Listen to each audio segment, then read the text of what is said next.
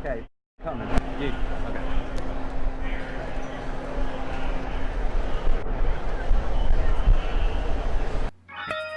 Woo! We got a little temper going here. Welcome in, everybody.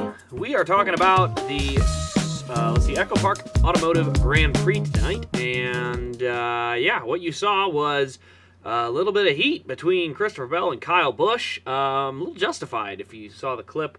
Otherwise, we'll show it right here. But yeah, it looks pretty much like Kyle was trying to undercut, and Christopher Bell just pretty much dove it off in there and kind of took him and spun him around. Definitely changed the trajectory of Kyle's day for sure. But yeah, so we had a little bit of tempers flowing there. Not too terribly crazy, but that was part of it. But we're going to go ahead and talk about all that happened in the Echo Park Automotive Grand Prix, along with our winner, stage results, and our current standings and what's going on. So let's go ahead and jump right into it. We're going to just start right at the top. This is where I like to start things at, and it's going to be our Stage 1 results. So Stage 1 results, what happened in Stage 1?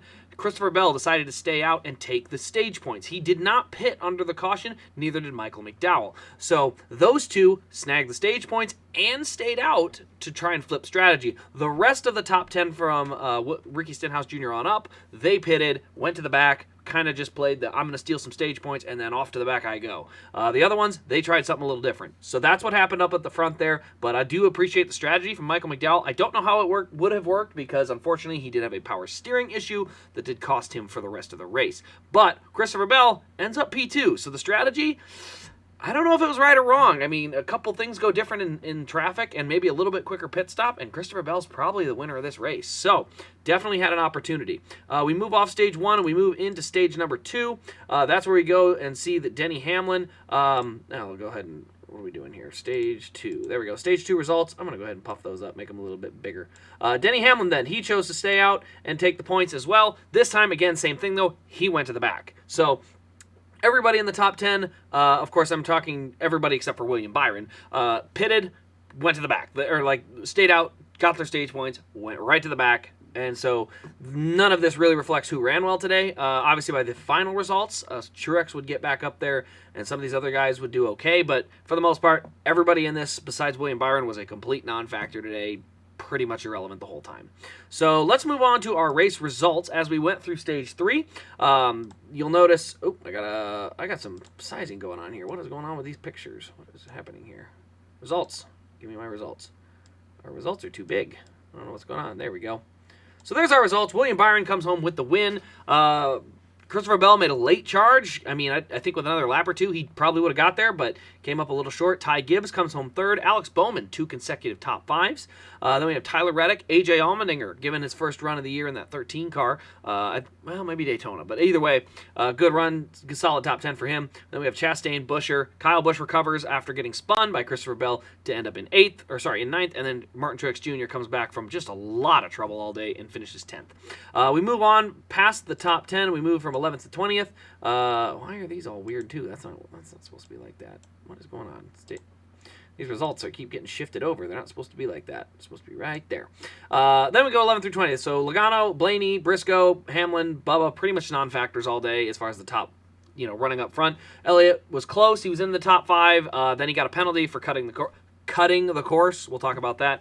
We'll show it. I'll put the clip out there. So Chase Elliott cutting the course. Obviously he hits a bump, gets loose, and has to save his car, and that's a 50-second penalty pass through on pit road. So yeah, track limits, definitely something NASCAR has got to figure out how to address, because both in Xfinity race yesterday and in the race today, these pass-through penalties for a small error that gained them minimal time, if no time at all, depending on what the situation was.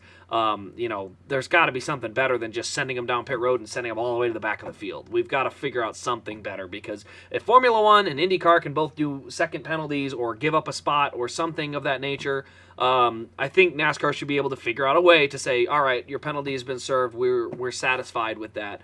Whether it's letting off the gas, maybe it's, running, when you get to the start-finish line, you let off the gas, make sure it's about 2 seconds, enough that NASCAR's satisfied, and then move on, because he may have lost a spot or two in that situation. Instead, he goes all the way back to, 25th. I mean, we just have to have better options. Happened to Stenhouse, happened to Allmendinger, happened to SVG yesterday, happened to Gibbs yesterday. Just a lot of cars yesterday got these penalties, and it just changes their race. I mean, you watch a race and you're seeing this, oh, did he get bumped over this line? And then to know that little bump that went over the line, he didn't just lose a spot. He didn't lose a second. He didn't lose 2 spots. He lost 30 spots.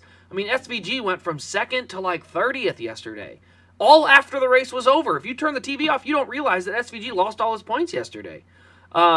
And so it's just track limits have got to be adjusted. If you're going to enforce it, do it that way. Otherwise, get rid of track limits and just let them run on the pavement. If they're going to just go in a straight line because there's that much runoff, so be it. But at least give them an option where there's some level of an alternative, because right now what we're dealing with is just, it's very frustrating when you're watching it and a driver makes not even necessarily mistakes. Sometimes they get moved off the bottom and all of a sudden they're off the track and boom, to the back they go. But that's what happened to Elliott.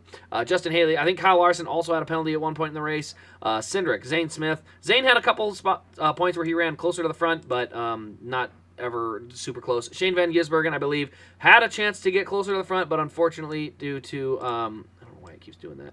There we go.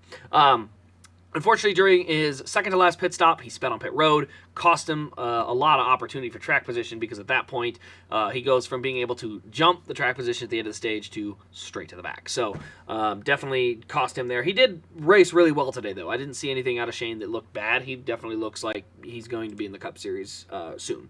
So, and then our final finishers here, we've got a few more guys in here than normal. So I guess I'll say our scheduled Harrison Burton, post 30th or worse. Daniel Suarez, what happened? I don't understand. I haven't heard his name all day.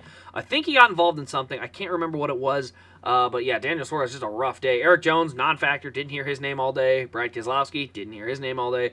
Noah Gragson, he couldn't even qualify yesterday. Good grief. He was 10 seconds off the pace in qualifying. So just, not saying he ran that way. He ran up to about 20th at his highest point, but just not competitive for anybody in this realm. Timmy Hill, first start of the year, first start in the next-gen era for that team.